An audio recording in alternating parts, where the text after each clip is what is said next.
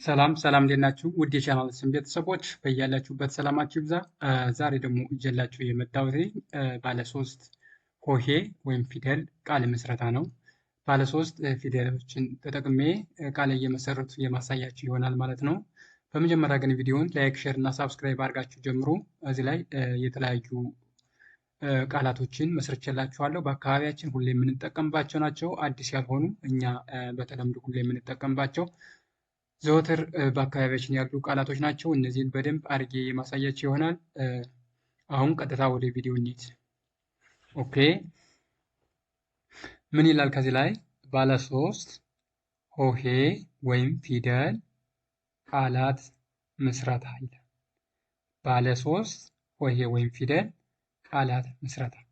ኦኬ፣ እናንተ የሚጠበቅባችሁ ምንድነው? ይህን ቪዲዮ እስከ መጨረሻው ማየት የሚጠበቅባችሁ። በደንብ አድርጌ ያሳያችኋለሁ። አሁን ቀጥታ አብረን እያነበብንን እንሄዳለን። ኦኬ፣ ከዚህ ላይ መጀመሪያ ላይ የምናገኛት ቃል ምን ትላለች ማለት ነው? ቆስጣ፣ ቆስጣ ትላለች። ቆ ከቀ ቤተሰብ የመጨረሻዋ ፊደል ነች። ስ ደግሞ ከሰ ቤተሰብ ስድስተኛዋ ናት። ጣ ከጠ ቤተሰብ አራተኛዋ ናት። በአንድ ላይ ቆስጣ ይላል። ምን ይላል? ቆስጣ። ቀጣይ ደግሞ ከዚህ ላይ የምናገኛለን ሰላጣ፣ ሰላጣ። ሰላጣ የሚለውን ደግሞ ስናየው ሰ ከሰቤት የመጀመሪያዋ ፊደል ነች። ላ ደግሞ ከለቤት አራተኛ ናት። ጣ በተመሳሳይ ከጠቤት አራተኛ ማለት ነው። በአንድ ላይ ምን ይላል ማለት ነው? ይህ ሰላጣ፣ ሰላጣ ይላል። ይህንንም ስናይ ድንች ይላል።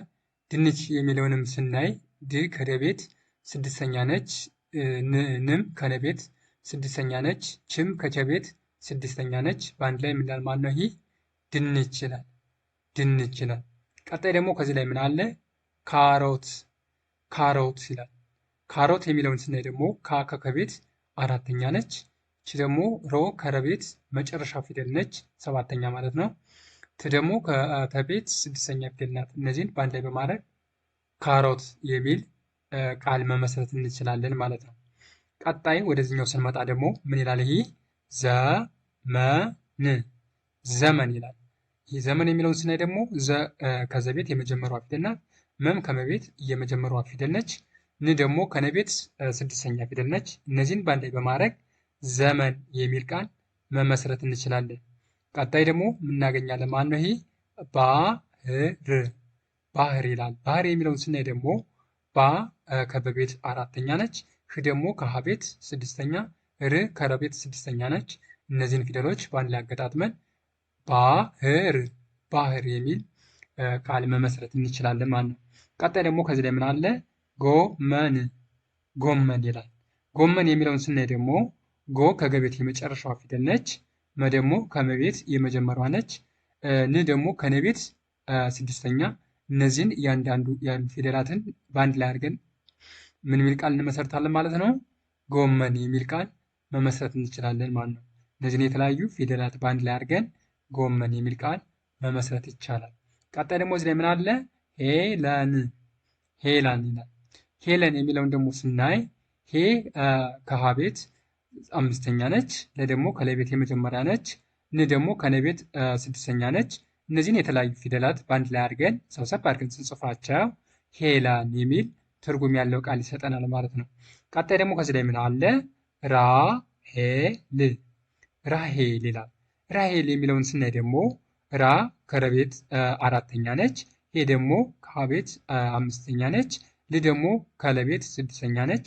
እነዚህን የተለያዩ ፊደላት በአንድ ላይ በማድረግ ወይም በማጣመር ራሄል የሚል ትርጉም ያለው ቃል ይሰጠናል ማለት ነው። ቀጣይ ደግሞ እዚህ ላይ ምን ይላል? ከብት፣ ከብት ይላል። ከብት የሚለውን ስናይ ደግሞ ከቤት የመጀመሪያው ነው። ብ ደግሞ ከበቤት ስድስተኛው ነው። ት በተመሳሳይ ከተቤት ስድስተኛ ነው። እነዚህን የተለያዩ ፊደላት በአንድ ላይ በማድረግ ከብት የሚል ቃል መመስረት እንችላለን። ከብት የሚል ቃል መመስረት እንችላለን ማለት ነው። ቀጣይ ደግሞ ከዚህ ላይ ምን ይላል ማለት ነው? ፍየል፣ ፍየል ይላል። ፍየል የሚለውንም ስናይ ፍ ከፈቤት ስድስተኛ ነች። የ ደግሞ ከየቤት የመጀመሪያ ነች። ል ከለቤት ስድስተኛ ነች። እነዚህን የተለያዩ ፊደላት በአንድ ላይ በማድረግ ፍየል የሚል ቃል መመስረት እንችላለን። ፍየል የሚል ቃል መመስረት እንችላለን። ቀጣይ ደግሞ እዚህ ላይ ምን ይላል? ሐዋሳ። ሐዋሳ የሚለውን ስናይ ደግሞ ሀ ከሀ ቤት የመጀመሪያዋ ነች። ዋ ከወ ቤት አራተኛዋ ነች። ሳ ደግሞ ከሰ ቤት አራተኛዋ ነች። እነዚህን ባንድ ላይ በማድረግ ሐዋሳ የሚል ቃል መመስረት እንችላለን። ቀጣይ ደግሞ ከዚህ ላይ ምን አለ? ሳውዲ። ሳውዲ ይላል። ሳውዲ የሚለውን ደግሞ ስናይ ሳ ከሰ ቤት አራተኛዋ ነች። ው ደግሞ ከወ ቤት ስድስተኛዋ ነች። ዲ ደግሞ ከደ ቤት ሶስተኛዋ ነች።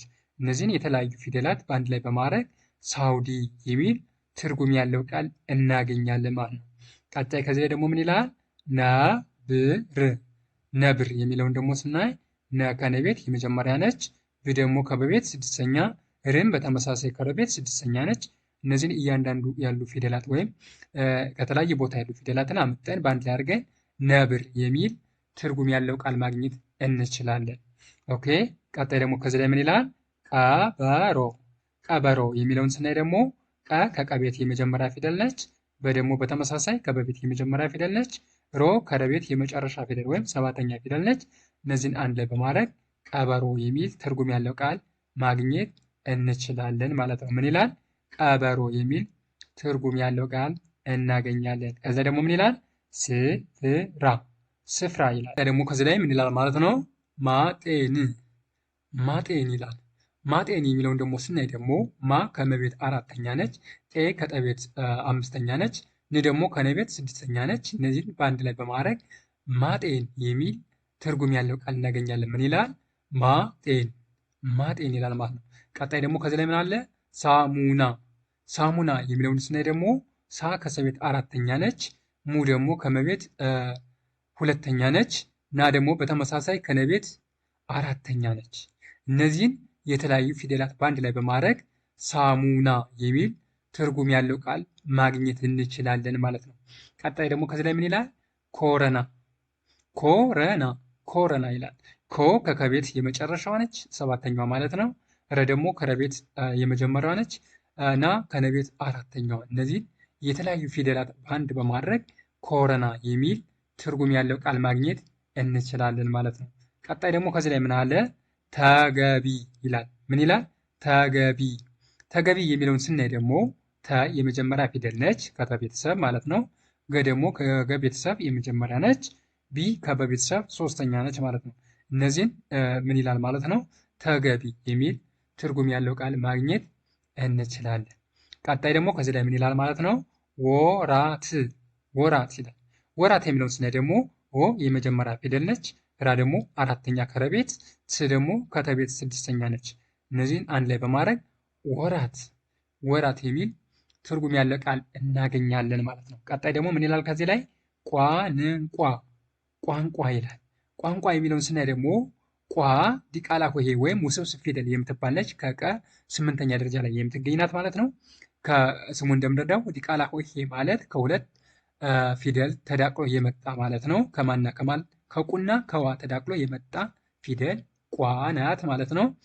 እሷ ከቀ ቤተሰብ ስምንተኛ ነች። ስምንተኛ ላይ የምትገኝ ናት። ዲቃላ ሆሄ ወይም ውስብስብ ፊደል ትባላለች። ይህን ቋንቋ የሚለውን ደግሞ አሁንም ስናይ ይቺ ስምንተኛ ፊደል የሁለት ፊደል ድቅል ነች። ን ደግሞ ከነ ቤተሰብ ስድስተኛ ነች።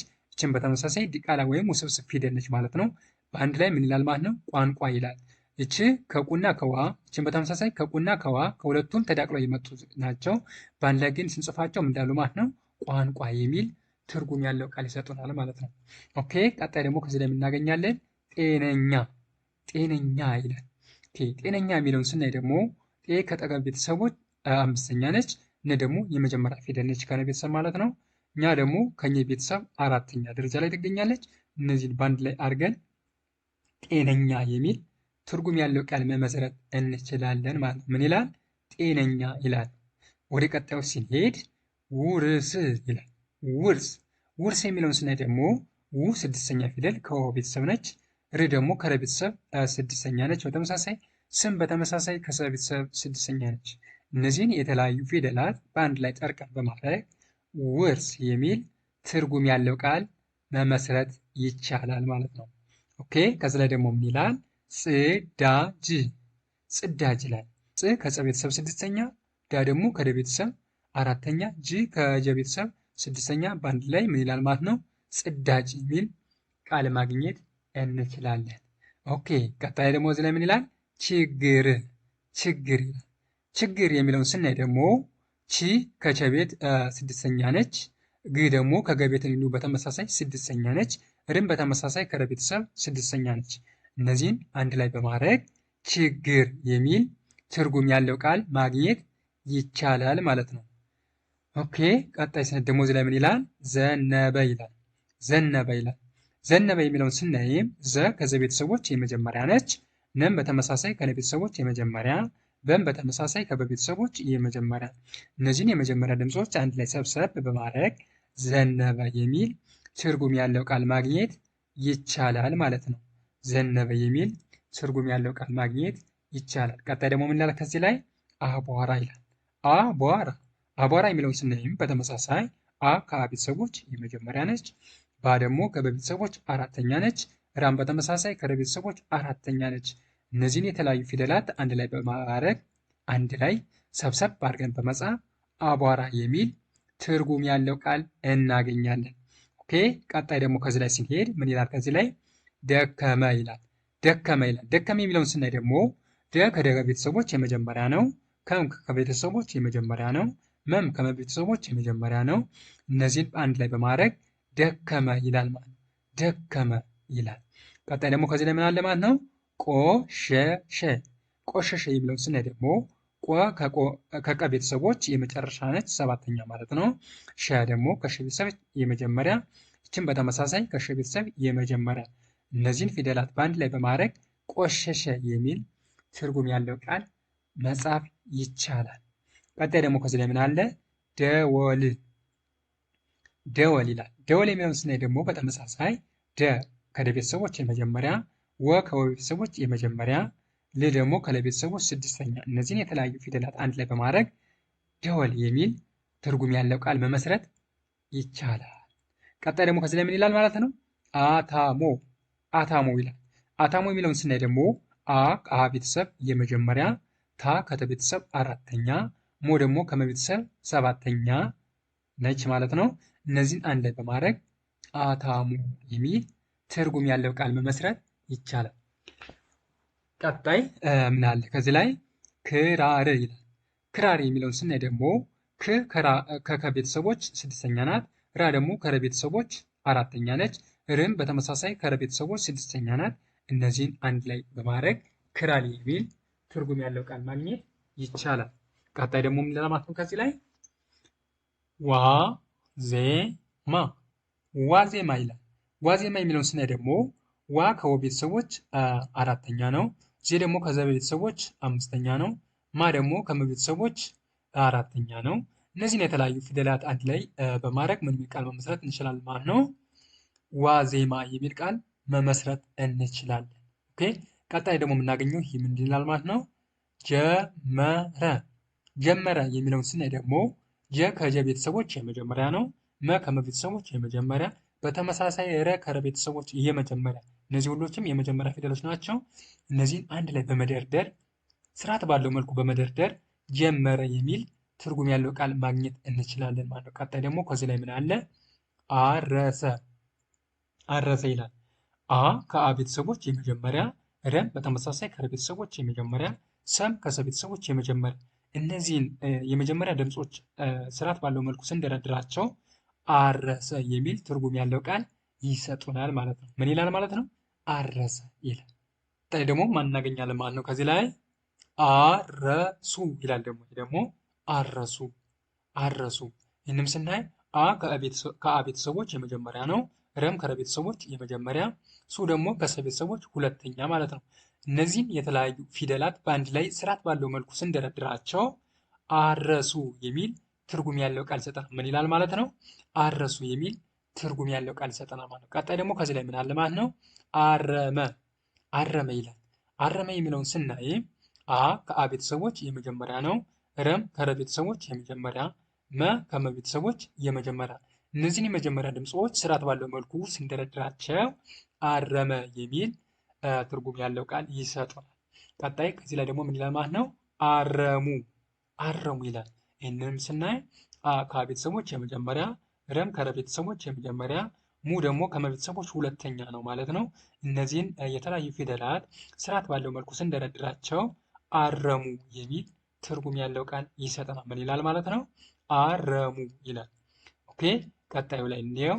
እዚህ ላይ ደግሞ ምን ይላል ማለት ነው? ዘፈነ ዘፈነ ይላል። ዘፈነ የሚለውም እነዚህ የመጀመሪያ ድምጾች ናቸው። ዘ ከዘ ቤተሰቦች የመጀመሪያ፣ ፈ ከፈ ቤተሰቦች የመጀመሪያ፣ ለም ከነ ቤተሰቦች የመጀመሪያ ናቸው። እነዚህን የመጀመሪያ ድምጾች ስርዓት ባለው መልኩ ስንደረድራቸው ምን የሚል ትርጉም ያለው ቃል ይሰጡናል ማለት ነው? ዘፈነ ዘፈነ የሚል ትርጉም ያለው ቃል ይሰጡናል። ኦኬ ቀጣይ ደግሞ ማን እናገኛለን ከዚህ ላይ? ወሰደ ይላል። ወሰደ የሚለውን ስናይ ደግሞ ወ ከወ ቤተሰቦች የመጀመሪያ ፊደል ነው። ሰም በተመሳሳይ ከሰ ቤተሰቦች የመጀመሪያ፣ ደም በተመሳሳይ ከደ ቤተሰቦች የመጀመሪያ። እነዚህን የመጀመሪያ ድምጾች ስርዓት ባለው መልኩ ስንደረድራቸው ወሰደ የሚል ትርጉም ያለው ቃል ይሰጡናል ማለት ምን ይላል ማለት ነው? ወሰደ ይላል። ቀጣይ ደግሞ ከዚህ ላይ ምን አለ? አመጣ ይላል። አመጣ አመጣ የሚለውን ስናይ ደግሞ አ ከአ ቤተሰብ የመጀመሪያ ነው። መ ከቤተሰብ የመጀመሪያ ነው። ጣ ደግሞ ከጠ ቤተሰብ አራተኛ ነው። እነዚህን የተለያዩ ፊደላት ስርዓት ባለው መልኩ ስንደረድራቸው አመጣ የሚል ትርጉም ያለው ቃል ይሰጡናል ማለት ነው። ምን ይላል ማለት ነው? አመጣ ይላል። ቀጣይ ከዚህ ላይ ደግሞ ማን እናገኛለን? መለሰ መለሰ ይላል። መለሰ የሚለውን ስናይም መ ከመቤተሰቦች የመጀመሪያው ነው። ለ ደግሞ ከለቤተሰቦች የመጀመሪያ፣ ሰም ከሰ ቤተሰቦች የመጀመሪያ ነው ማለት ነው። ይህንን ስርዓት ባለው መልኩ ስንደረድረው መለሰ መለሰ የሚል ትርጉም ያለው ቃል ይሰጠናል ማለት ነው። ቀጣይ ደግሞ ከዚህ ላይ ምን አለ ማለት ነው? ልማድ ልማድ ይላል። ልማድ የሚለውን ስናይ ደግሞ ል ከለቤተሰቦች ስድስተኛ ነው። ማ ደግሞ ከመቤተሰቦች አራተኛ ነው። ዲ ደግሞ ከደ ቤተሰቦች ስድስተኛ ነው። እነዚህን የተለያዩ ፊደላት ወይም ድምፆች ባለ በማድረግ ልማድ የሚል ትርጉም ያለው ቃል ማግኘት ይቻላል ማለት ነው። ኦኬ የዛሬ ቪዲዮ ይህን ይመስል ነበረ። ቀጣይ ደግሞ በሌላ ቪዲዮ እስከምንገናኝ ደህና ሁኑ።